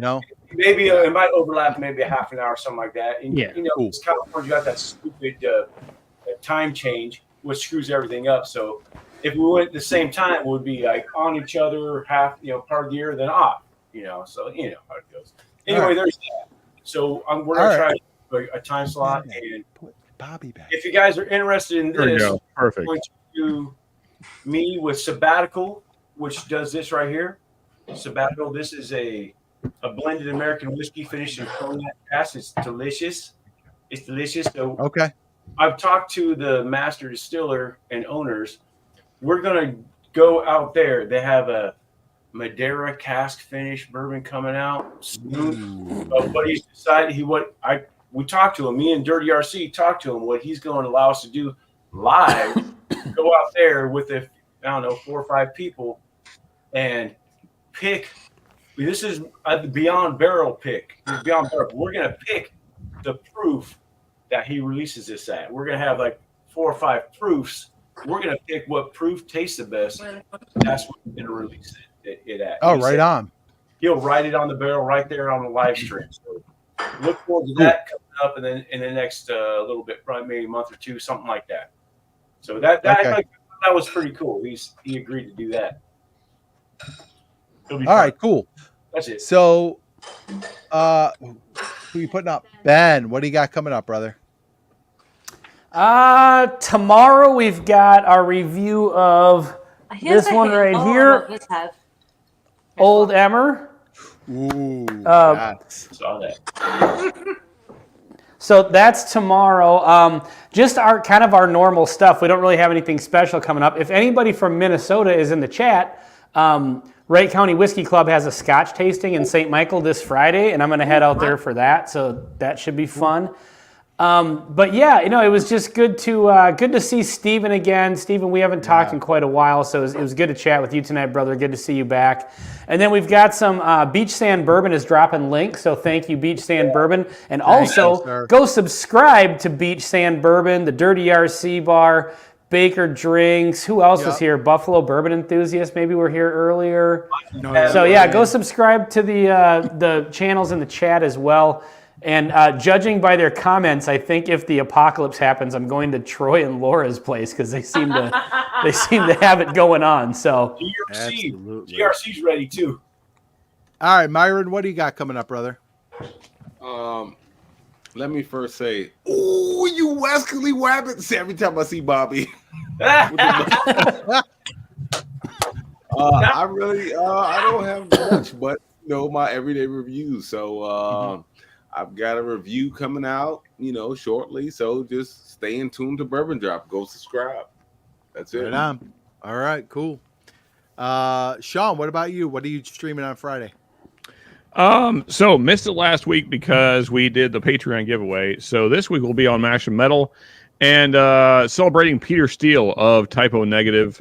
And going to do some kind of like goth industrial stuff all night.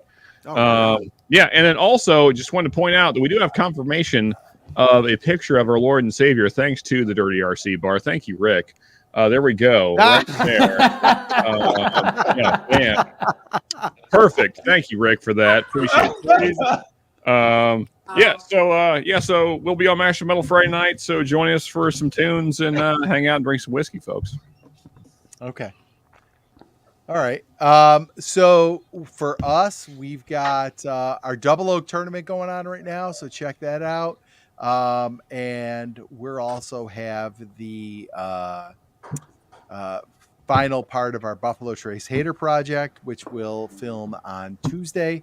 And then we're also going to be drinking scotch with Sugar Kitty. Sugar Kitty, if you're still in the chat, I did send you an email. Please check that. And we'll get a date to live stream with you to taste some scotch, because I am a certified scotch hater, but I hear tell you're going to change my mind. So can you minimize me now? So folks, thank you so much. That was your chance to insult him, Marianne. That was your shot. You missed it. Can you minimize me now? Well, let me tell you something about you. This man ain't shit. Let me tell you. Every single one of these folks, I think, except for Myron, has a Patreon. So go check them out. Myron, get a Patreon, and then I'm sure people will join. But go check out everybody's Patreon. Yes, please help me start justifying this stuff to my wife. Yeah, join the Patreon. Sure. Steven, look for that, Ben. Thank you very much for joining us tonight. It was awesome having you. Go subscribe to all of these channels that you see on the screen, but especially Tipsy Whiskey Shenanigans, who was gracious enough to join us tonight. Guys, we appreciate you all. Thank you so much. And until I think May 15th will be the next Whiskey 6. So thank you all for tuning in, and we'll see you next month.